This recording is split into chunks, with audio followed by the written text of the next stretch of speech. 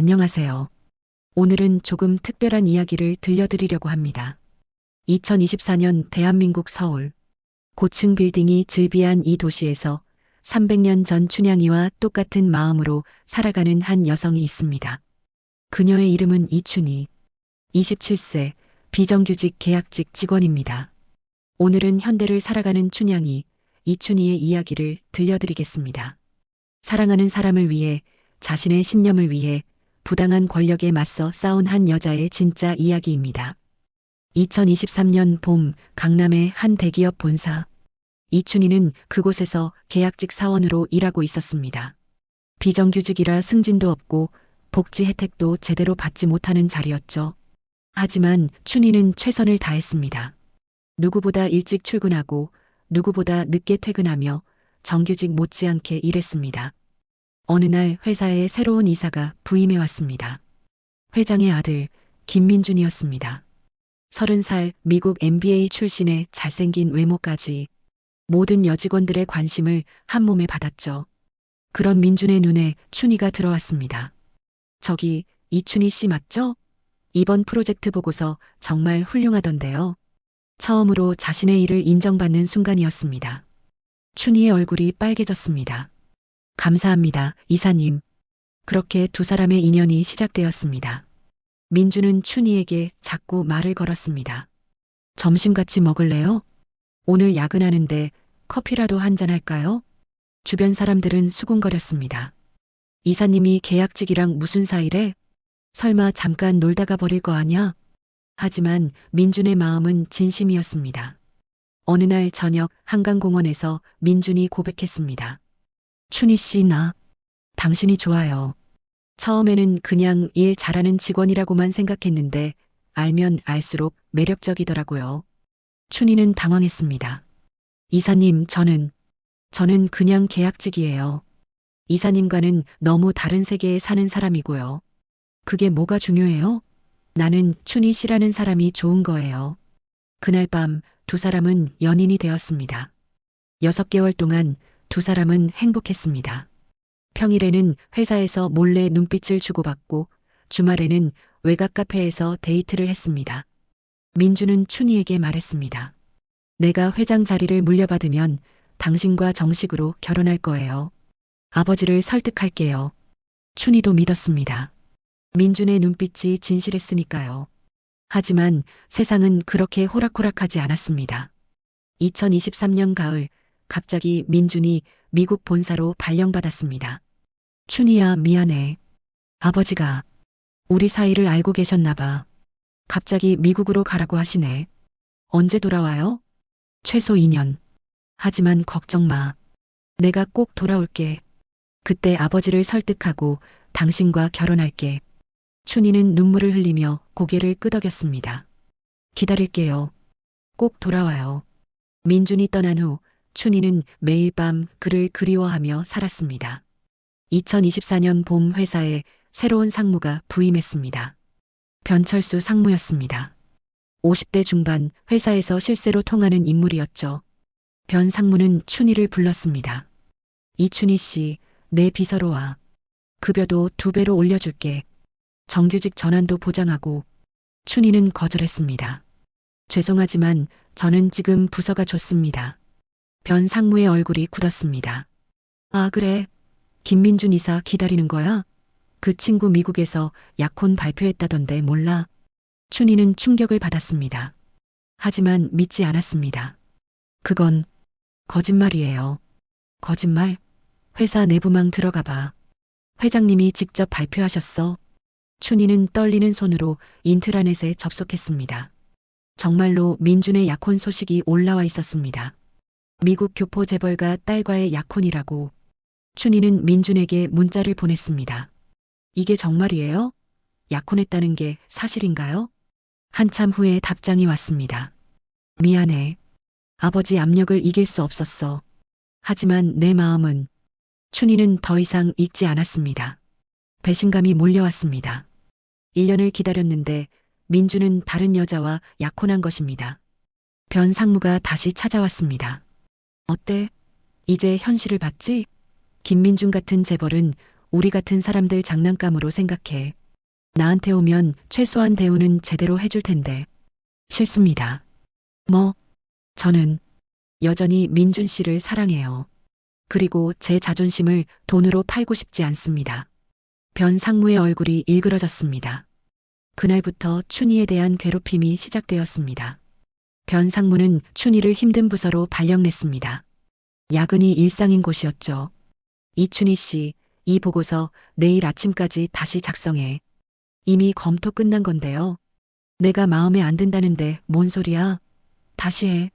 매일 밤 10시가 넘어서야 퇴근할 수 있었습니다. 동료들도 하나둘 춘희를 멀리하기 시작했습니다. 변 상무의 눈밖에 난 사람과 가까이 지내면 자신들도 피해를 볼까봐 두려웠던 것입니다. 2024년 여름 변 상무는 춘희에게 말했습니다. 이춘희 씨, 마지막으로 한 번 더 제안할게. 내 비서로 와. 아니면 싫습니다. 좋아. 그럼 각오해. 일주일 후 춘희는 징계위원회에 회부되었습니다. 죄목은 업무 태만 및 상사 명령 불복종이었습니다. 이춘희 씨, 당신은 수차례 상사의 정당한 업무 지시를 거부했습니다. 그건 부당한 지시였습니다. 이미 완료된 보고서를 일부러 다시 하라고 하는 건, 상사의 지시가 부당하다는 건 누가 판단해? 당신이? 결국 춘희는 3개월 무급 정직 처분을 받았습니다. 무급 정직 기간 동안 춘희는 집에만 있어야 했습니다. 수입이 끊겼습니다. 월세도 밀리고 통신비도 내지 못했습니다. 부모님께는 말할 수 없었습니다. 걱정하실까봐 친구들에게 연락했지만 다들 바빴습니다. 춘희야, 미안. 나도 요즘 정신없어서 혼자였습니다. 완전히 혼자였습니다. 어느 날 밤 춘희는 한강 다리 위에 서 있었습니다. 이대로 끝내버릴까? 그때 전화가 왔습니다. 민준이었습니다. 춘희야, 미안해. 정말 미안해. 나 약혼 파기했어. 뭐라고요? 당신 없이는 못 살겠더라. 아버지한테 대들고 약혼 깼어. 지금 한국 가는 비행기 탔어. 춘희는 주저앉아 울었습니다. 사흘 후 민준이 한국에 도착했습니다. 그리고 곧바로 회사로 갔습니다. 아버지 회장을 만나기 위해서였습니다. 아버지, 변철수 상무를 당장 해임해야 합니다. 무슨 소리냐? 변 상무가 직장 내 괴롭힘으로 여러 직원들을 괴롭혔습니다. 특히 이춘희 씨에게는. 민주는 춘희에게 일어난 모든 일을 이야기했습니다. 회장은 조사를 지시했습니다. 조사 결과 변 상무의 비리가 속속들이 드러났습니다. 직장 내 성희롱, 갑질, 횡령까지. 변 상무는 즉시 해임되고 검찰에 고발되었습니다. 민준이 춘희를 찾아왔습니다. 춘희야, 이제 우리 당당하게 사랑할 수 있어. 아버지도 인정하셨어. 결혼하자. 하지만 춘희는 고개를 저었습니다. 민준 씨, 고마워요. 정말로요. 저를 위해 모든 걸 버리고 돌아와줘서. 그럼. 하지만 저는 깨달았어요. 제가 사랑한 건 민준 씨가 아니라 저를 인정해주는 누군가였다는 걸요. 무슨 말이야? 저는 항상 인정받고 싶었어요. 비정규직이라는 신분 때문에 학벌이 부족하다는 이유로 무시당했으니까요. 민준 씨는 저를 처음으로 인정해준 사람이었고, 그래서 사랑에 빠진 거예요. 그게 잘못된 거야? 아니요. 하지만 이제 알았어요. 진짜 사랑은 상대방의 인정을 받기 위한 게 아니라는 걸요. 춘희는 회사를 그만두었습니다. 그리고 노동 상담사 자격증을 땄습니다. 직장 내 괴롭힘, 부당해고, 비정규직 차별, 자신이 겪었던 일들을 다른 사람들이 겪지 않도록 돕기로 한 것입니다. 1년 후 춘희는 작은 노동상담센터를 열었습니다.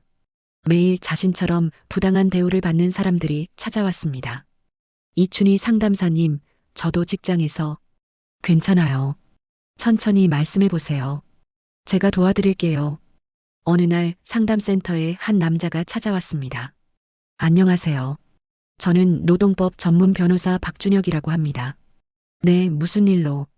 제가 맡은 사건 중에 춘희 씨 도움이 필요한 케이스가 있어서요. 혹시 협력 가능하실까요? 그렇게 두 사람은 함께 일하게 되었습니다. 박준혁은 민준과 달랐습니다. 화려하지 않았고 재벌도 아니었습니다. 하지만 그는 춘희를 있는 그대로 존중했습니다.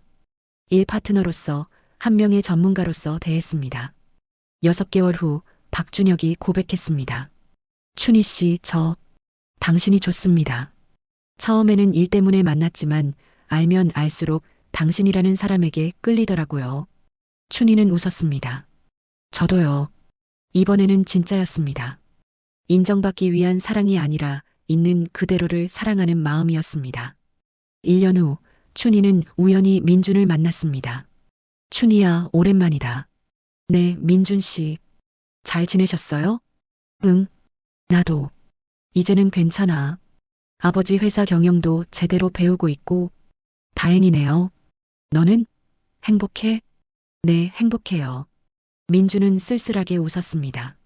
그래, 다행이다. 미안해, 그때. 아니에요. 민준 씨 덕분에 저는 제 길을 찾았어요. 고마워요. 두 사람은 악수를 나누고 헤어졌습니다. 변철수 전 상무는 법정에 섰습니다. 횡령, 직장 내 성희롱, 갑질. 죄목이 한둘이 아니었습니다. 춘희도 증인으로 출석했습니다. 피해자께서는 피고인으로부터 어떤 피해를 입으셨습니까? 저는 1년 동안 지속적인 괴롭힘을 당했습니다. 부당한 업무 지시, 인격 모독, 그리고 춘희는 차분하게 모든 것을 증언했습니다.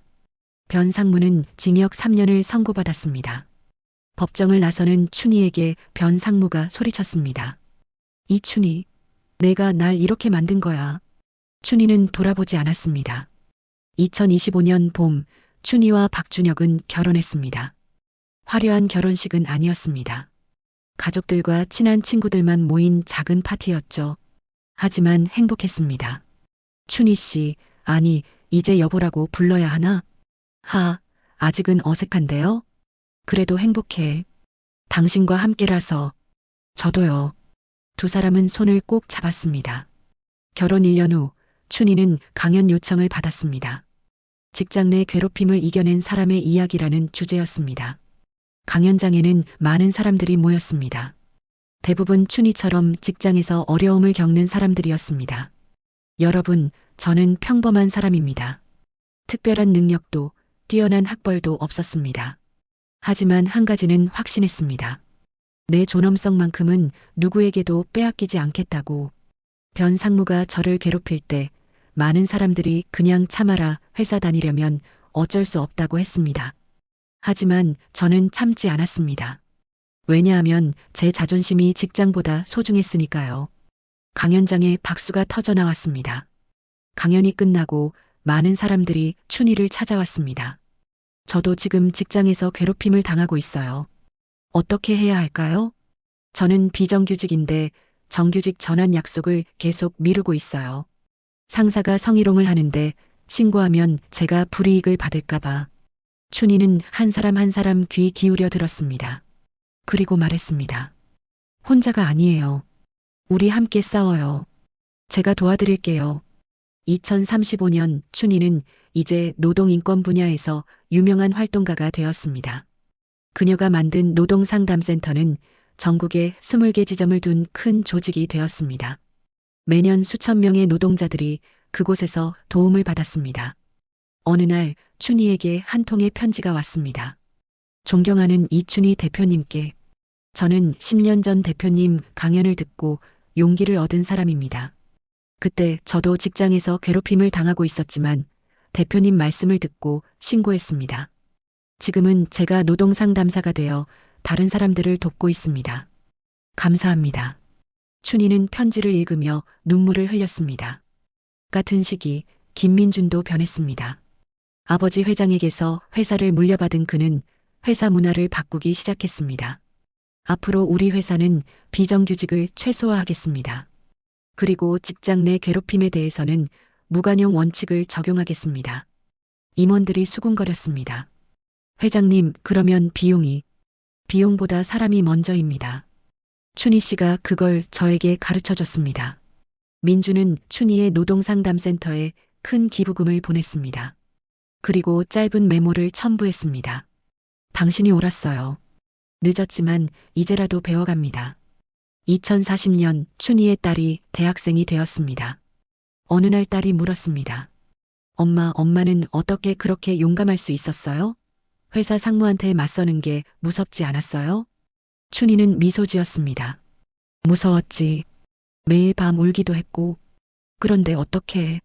하지만 더 무서운 게 있었어. 내가 나를 포기하는 것.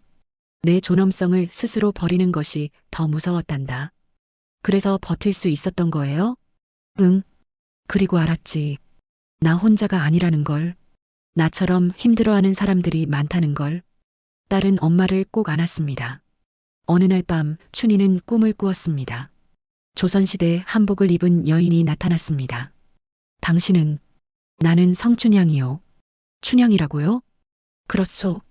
나도 당신처럼 살았소. 사랑하는 사람을 위해, 내 신념을 위해 끝까지 버텼소. 힘들지 않으셨어요? 힘들었지. 하지만 후회는 없소. 내가 지킨 것은 사랑이 아니라 나 자신이었으니까. 춘희는 고개를 끄덕였습니다. 맞아요. 저도 그래요. 저는 민준 씨를 지킨 게 아니라 저 자신을 지킨 거예요. 춘향이가 웃었습니다. 그래, 바로 그거요. 300년이 지났어도 여자의 싸움은 같소. 세상이 정한 틀에 갇히지 않고 자기 자신으로 살아가는 것.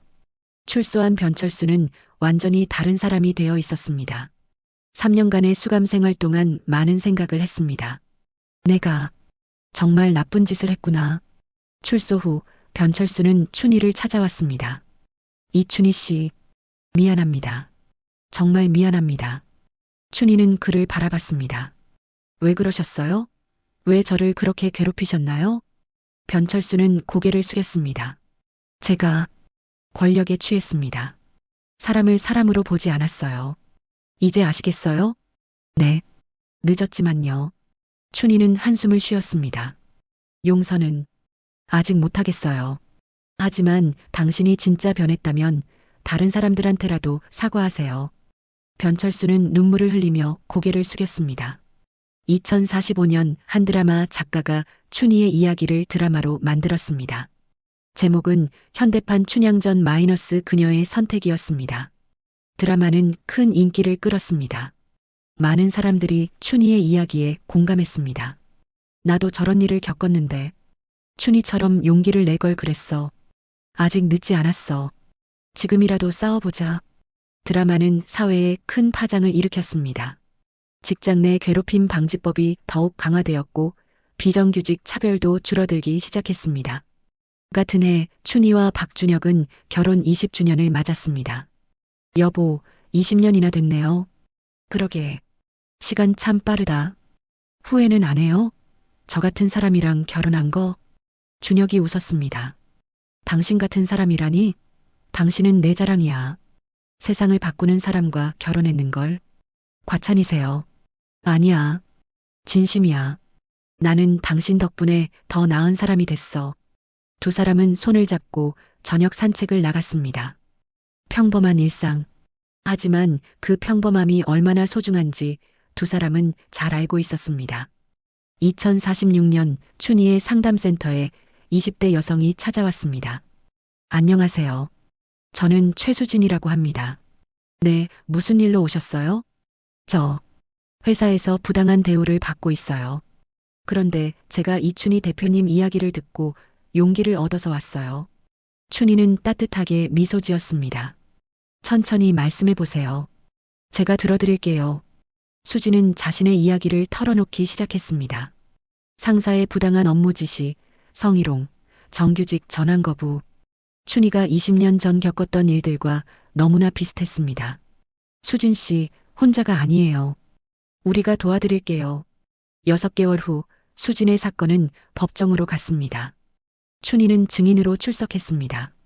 증인께서는 피해자를 어떻게 도우셨습니까? 저는 20년 전 똑같은 일을 겪었습니다.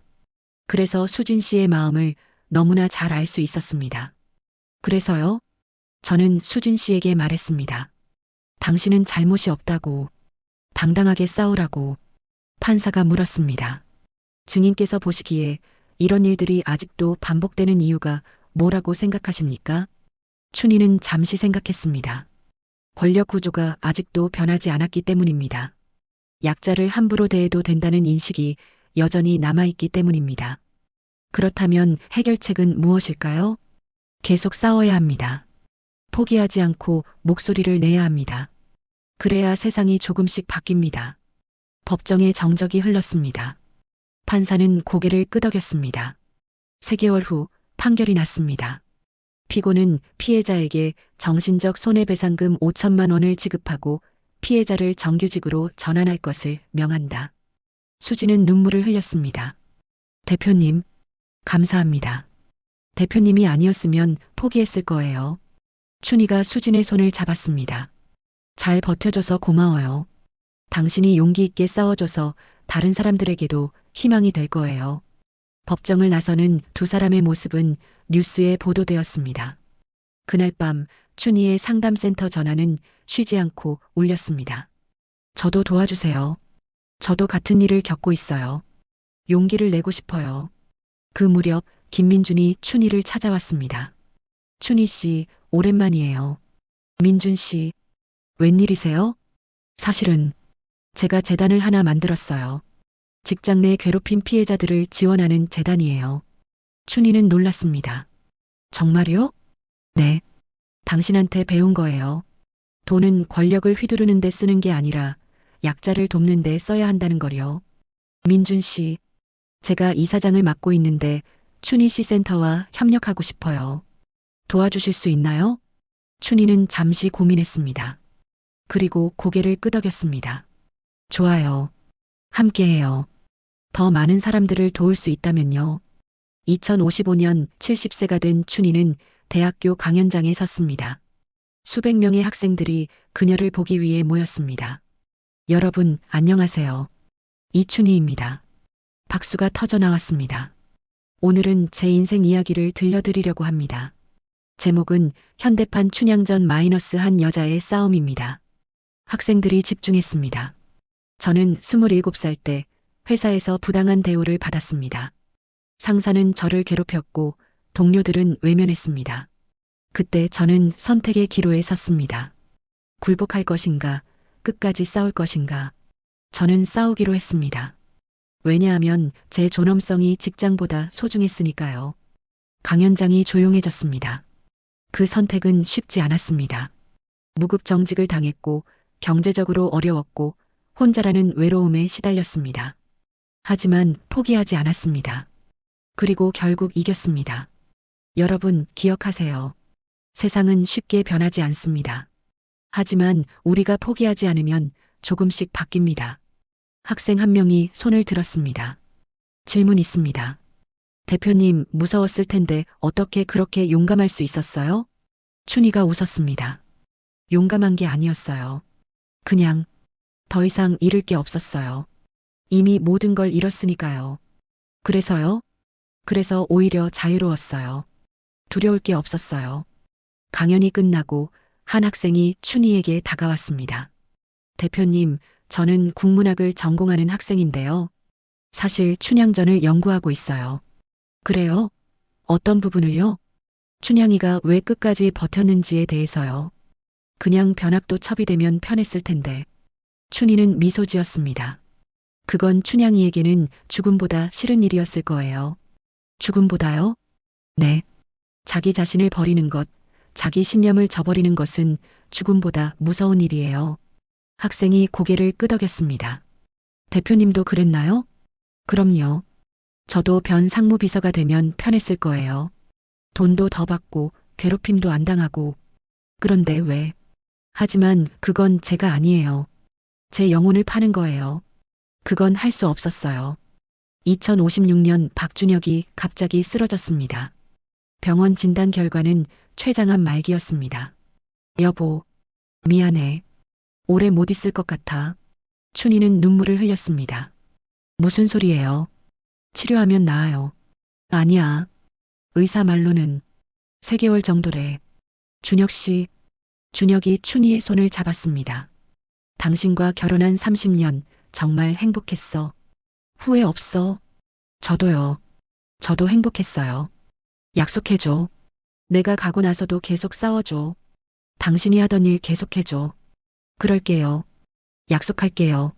3개월 후 박준혁은 춘희의 품에서 눈을 감았습니다. 장례식에는 그동안 두 사람이 도왔던 수많은 사람들이 찾아왔습니다. 대표님, 변호사님 덕분에 제가 다시 일어설 수 있었어요. 고마웠습니다. 명복을 빕니다. 춘희는 조용히 눈물을 흘렸습니다. 준혁이 떠난 후 춘희는 한동안 방황했습니다. 이제 어떻게 살아가지? 하지만 곧 정신을 차렸습니다. 아니야. 준혁 씨와 약속했잖아. 계속 싸우기로. 춘희는 다시 상담센터로 돌아왔습니다. 그리고 전보다 더 열심히 일했습니다. 2060년 춘희의 손녀가 고등학생이 되었습니다. 할머니는 정말 대단해요. 어떻게 그렇게 살 수 있었어요? 춘희가 손녀의 머리를 쓰다듬었습니다. 대단한 게 아니야. 그냥 내가 할 수 있는 일을 했을 뿐이야. 하지만 다른 사람들은 다 포기하는데 할머니는 끝까지 버텼잖아요. 그건 말이지. 내가 포기하면 나 같은 사람들은 어떻게 되겠어? 그래서 버틴 거야. 손녀가 할머니를 꼭 안았습니다. 할머니, 저도 할머니처럼 살고 싶어요. 춘희는 눈물을 글썽였습니다. 그래, 그렇게 살아. 너 자신을 절대 포기하지 마. 2062년 춘희는 마지막으로 법정에 섰습니다.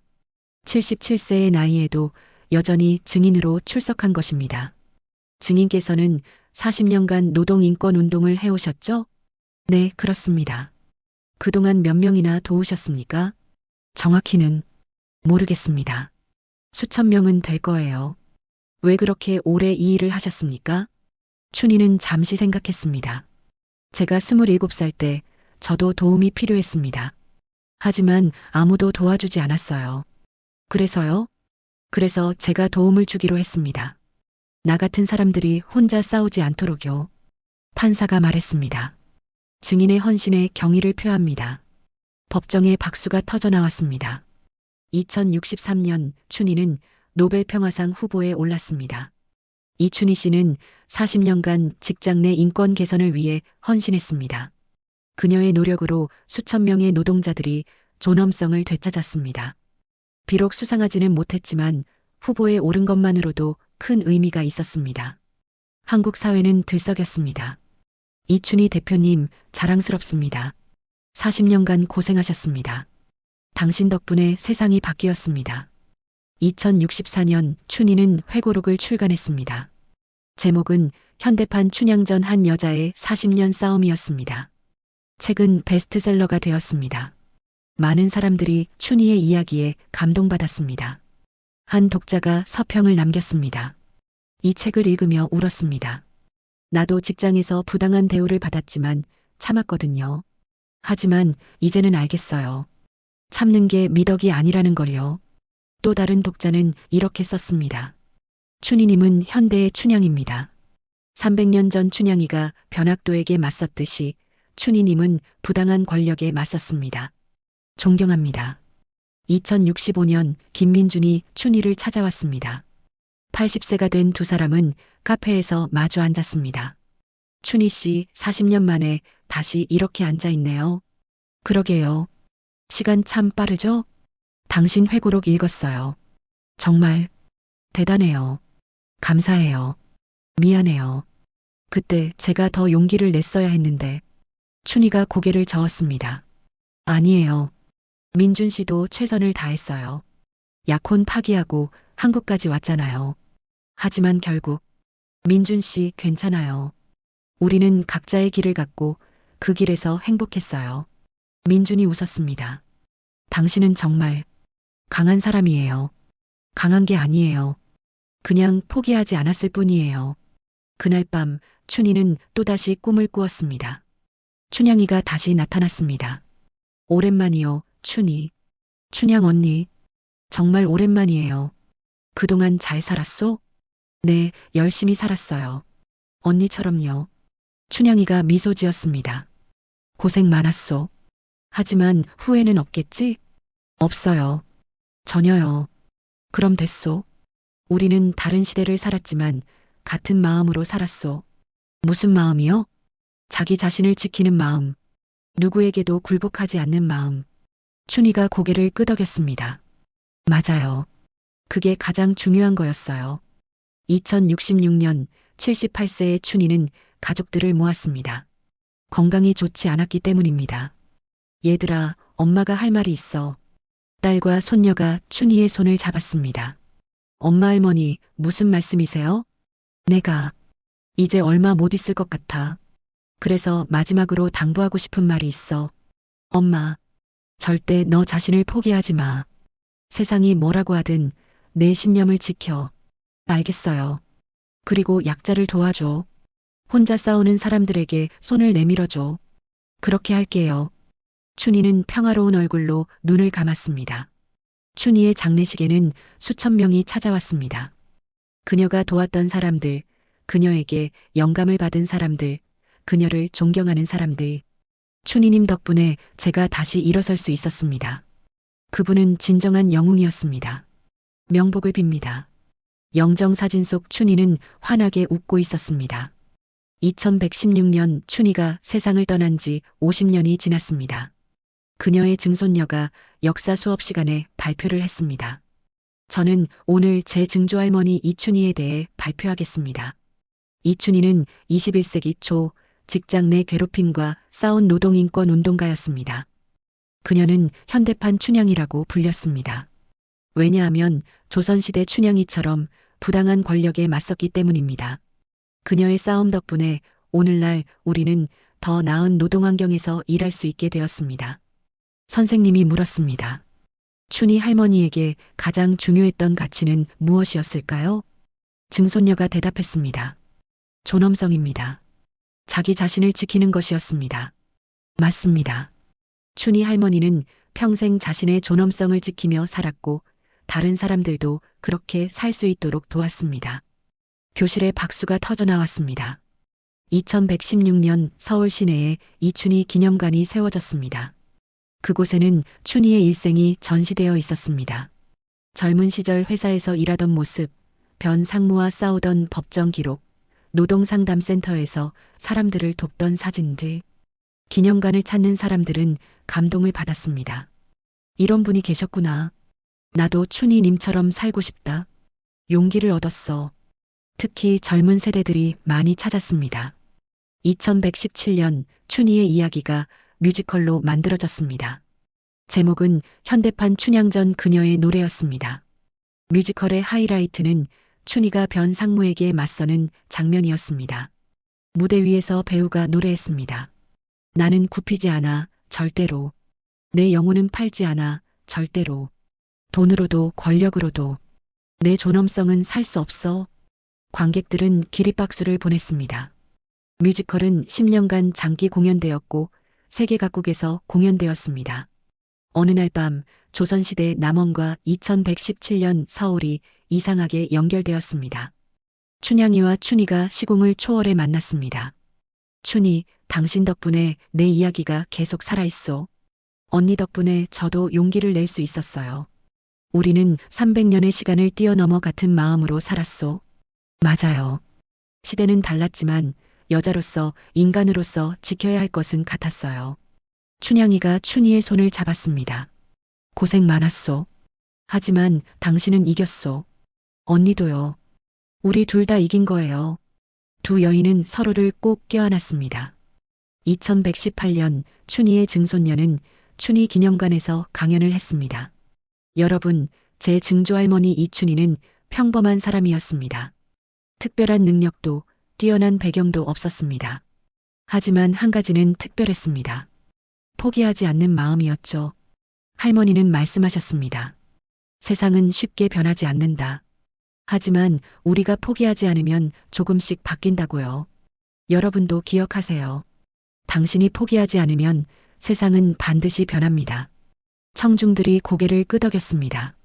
같은 날 한 대학 교수가 논문을 발표했습니다. 제목은 춘향전에서 현대판 춘향전까지 여성의 저항과 존엄성이었습니다. 춘향전은 단순한 사랑 이야기가 아닙니다. 그것은 부당한 권력에 맞서는 약자의 이야기입니다. 춘향이가 변학도를 거부한 것은 이몽룡을 사랑해서가 아닙니다. 자기 자신을 지키기 위해서였습니다. 이춘희도 마찬가지입니다. 그녀가 변철수를 거부한 것은 김민준을 사랑해서가 아닙니다. 자신의 존엄성을 지키기 위해서였습니다. 300년의 시간을 넘어 두 여성은 같은 메시지를 전합니다. 나는 나 자신이다. 누구에게도 굴복하지 않는다. 학회장의 박수가 터져 나왔습니다. 2119년 춘향의 이야기는 세계로 퍼졌습니다. 미국에서는 더 마던 CHUNHYEANG라는 제목으로 영화가 만들어졌습니다. 유럽에서는 노동인권 교육교재로 춘희의 이야기가 사용되었습니다. 아프리카에서는 여성인권운동가들이 춘희를 롤모델로 삼았습니다. 전 세계적으로 춘향의 날이 제정되었습니다. 매년 그날이면 사람들은 자신의 존엄성에 대해 생각했습니다. 2200년 화성 식민지에서 일하는 한 여성이 있었습니다. 그녀의 이름은 리나였습니다. 리나는 화성 광산에서 일하는 노동자였습니다. 어느 날 광산 관리자가 부당한 요구를 했습니다. 리나, 내 개인 비서로 와. 그러면 좋은 대우를 해줄게. 리나는 거절했습니다. 싫습니다. 저는 제 일을 하고 싶습니다. 뭐, 감히. 그날 밤 리나는 지구의 역사를 검색했습니다. 그리고 이춘희와 성춘향의 이야기를 발견했습니다. 이분들도 나와 똑같은 상황이었구나. 리나는 용기를 얻었습니다. 나도 싸워야겠어. 저분들처럼. 다음 날 리나는 화성 노동청에 신고했습니다. 조사가 시작되었고 관리자의 부당행위가 드러났습니다. 하지만 관리자는 쉽게 물러나지 않았습니다. 리나, 너 각오해. 화성에서 일자리를 잃으면 지구로 돌아가야 할 텐데 그 비용이 얼마인지 알아? 리나는 두려웠습니다. 화성에서 지구로 돌아가는 비용은 막대했고 지구에는 더 이상 가족도 없었습니다. 하지만 포기할 수 없었습니다. 제가 물러서면 다음 피해자가 생길 거예요. 그건 안 돼요. 화성 노동청은 본격적인 조사에 착수했습니다. 놀랍게도 리나만 피해자가 아니었습니다. 지난 5년간 같은 관리자에게 괴롭힘을 당한 노동자가 20명이 넘었습니다. 하지만 모두 두려워서 침묵했던 것입니다.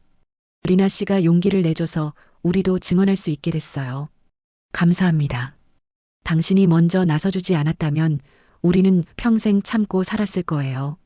피해자들이 하나둘 목소리를 내기 시작했습니다. 2200년 6월 화성 최초의 직장 내 괴롭힘 재판이 열렸습니다. 전 은하계의 이목이 집중되었습니다. 재판장에서 검사가 물었습니다.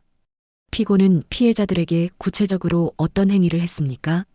업무와 무관한 개인 심부름을 시켰고 거절하면 임금을 삭감했습니다. 또한 성적 농담과 불필요한 신체 접촉으로 피해자들을 괴롭혔습니다. 리나가 증언석에 섰습니다. 리나 씨, 왜 처음에는 참고 있었습니까?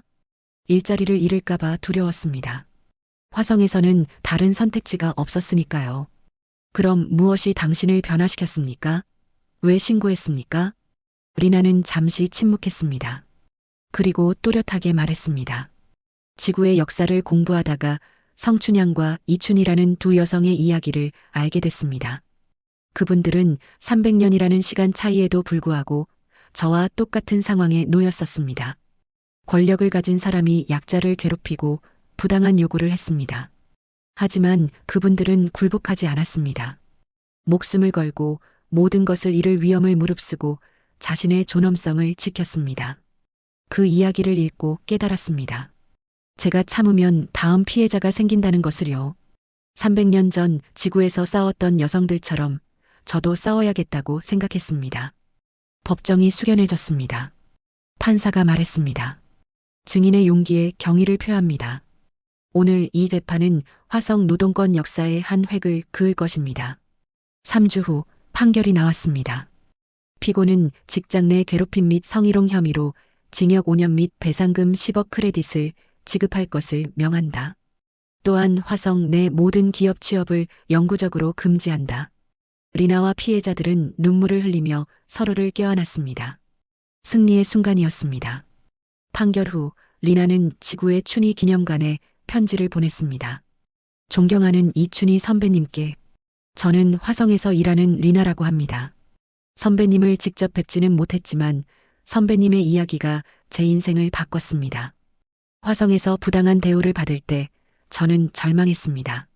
여기는 지구에서 수억 킬로미터 떨어진 곳입니다. 누가 저를 도와줄 수 있을까요?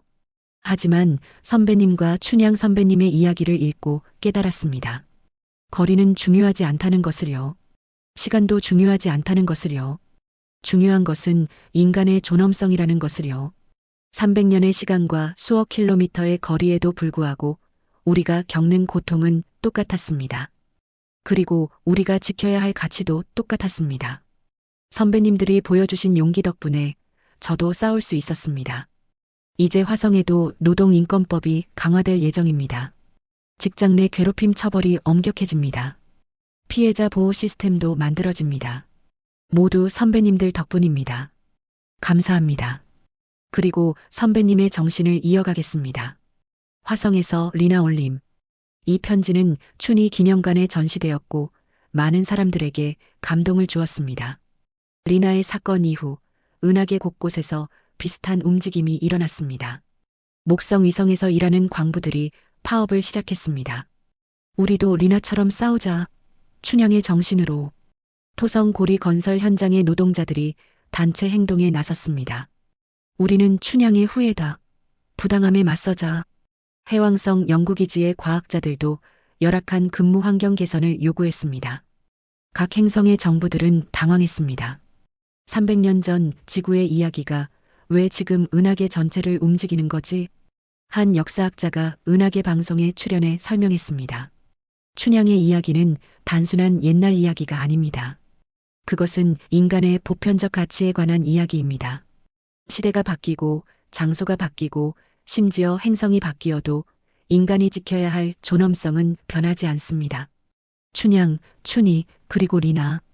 이들은 모두 같은 메시지를 전합니다. 나는 나 자신이다. 그 누구에게도 내 존엄성을 빼앗기지 않는다. 2201년 은하계 의회에서 역사적인 선언이 발표되었습니다. 은하계 노동인권 선언이었습니다. 선언문의 첫 문장은 이렇게 시작되었습니다. 우리는 성춘향, 이춘희, 리나의 정신을 기리며 모든 노동자의 존엄성을 보장한다. 선언문의 주요 내용. 제1조 어떤 행성에서든 노동자는 부당한 대우를 받지 않는다. 제2조 직장 내 괴롭힘과 성희롱은 중범죄로 처벌한다. 제3조 모든 노동자는 두려움 없이 신고할 권리가 있다. 제4조 비정규직과 정규직의 차별을 금지한다. 제5조 신고자에 대한 어떠한 보복도 엄격히 처벌한다. 이 선언은 은하계 전체에 실시간으로 방송되었습니다. 화성에서 TV를 보던 리나는 눈물을 흘렸습니다. 우리가 정말 해냈구나. 2203년 은하계 의회는 매년 5월 5일을 춘향의 날로 지정했습니다. 춘향이가 변학도를 처음 거부한 날을 기념하는 것이었습니다. 이날이 되면 은하계 모든 행성에서 기념 행사가 열렸습니다. 학교에서는 춘향, 춘희, 리나의 이야기를 가르쳤습니다.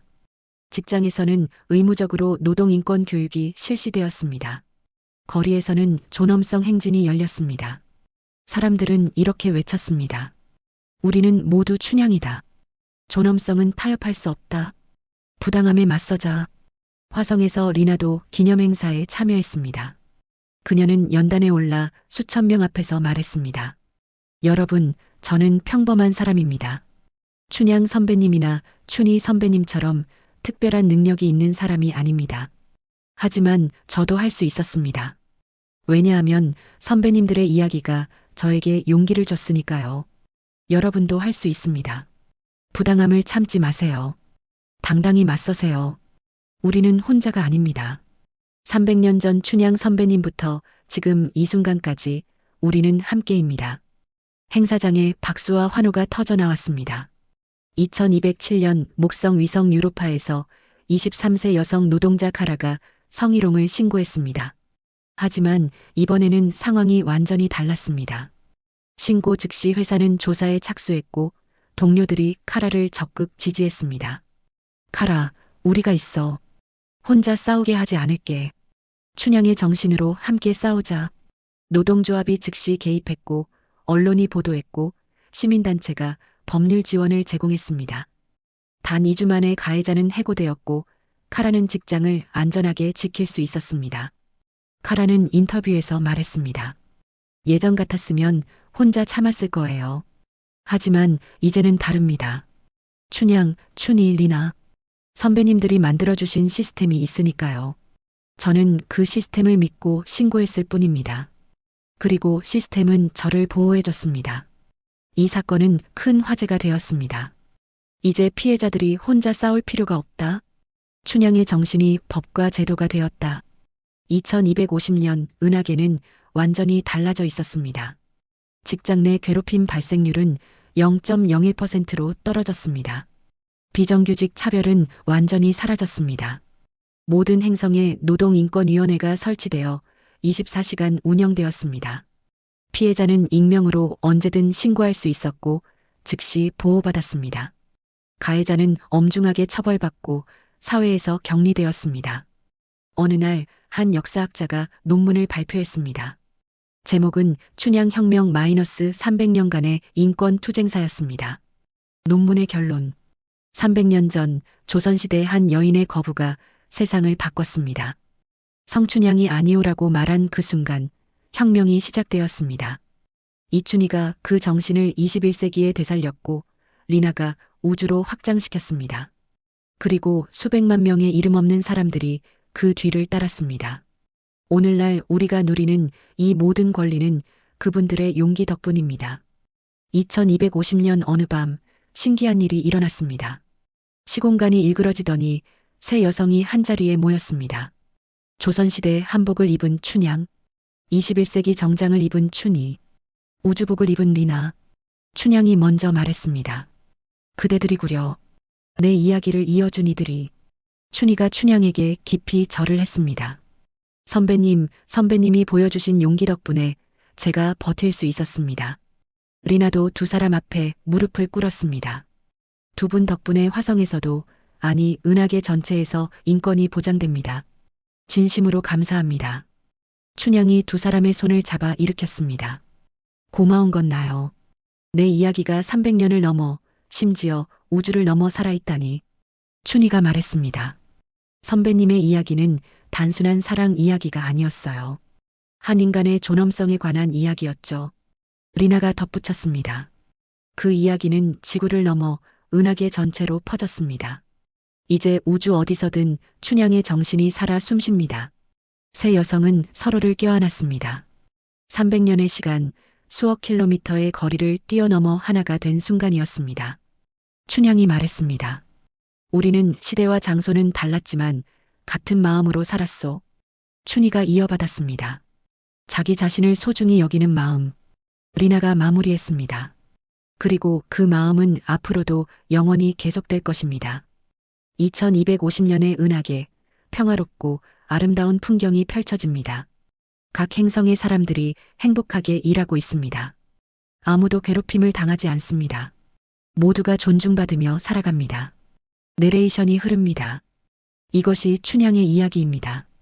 1700년대 조선에서 시작되어 2250년 은하계까지 이어진 이야기. 한 여성의 용기가 세상을 바꿨습니다. 그리고 그 정신은 지금도 계속되고 있습니다. 당신의 삶 속에서도 말입니다. 한 어린 소녀가 지구의 춘희 기념관을 방문합니다. 춘향, 춘희, 리나의 조각상 앞에 섭니다. 그리고 조용히 다짐합니다. 선배님들, 저도 선배님들처럼 살겠습니다. 절대 제 자신을 포기하지 않겠습니다. 소녀가 당당하게 돌아서 나갑니다. 카메라는 새 조각상을 천천히 비춥니다. 그들은 미소 짓고 있습니다. 마치 잘한다. 계속 그렇게 살아라고 말하는 것처럼. 춘향의 정신은 영원합니다. 당신 안에, 나 안에, 우리 모두 안에. 오늘도 부당함과 싸우는 모든 이들에게 이 이야기를 바칩니다. 당신은 혼자가 아닙니다. 이 이야기가 괜찮으셨다면 좋아요와 구독을 눌러주세요. 감사합니다.